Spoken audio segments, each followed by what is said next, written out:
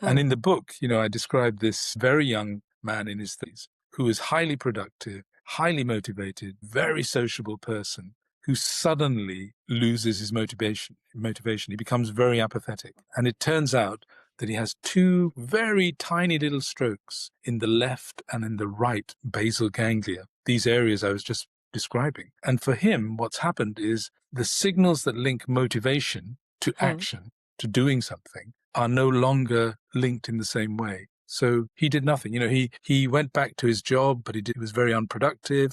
He didn't really meet up with his friends. He lost his job. He couldn't be bothered to get any social security benefit, which he was entitled to. He couldn't pay his rent. His friends invited him to their home to say, stay with us. And then they regretted it very quickly because he did mm, nothing. He just sat there all day waiting for them to come home, do the cooking, look after him. And so they got very irritated. yeah. So Michael's personal identity changed and his social identity changed, his relationships to his friends, and his doctors thought he might be depressed, tried him on an antidepressant. It made no difference because that wasn't the problem. He was actually happy, but what he Oh, had lost is the linking of motivation to action.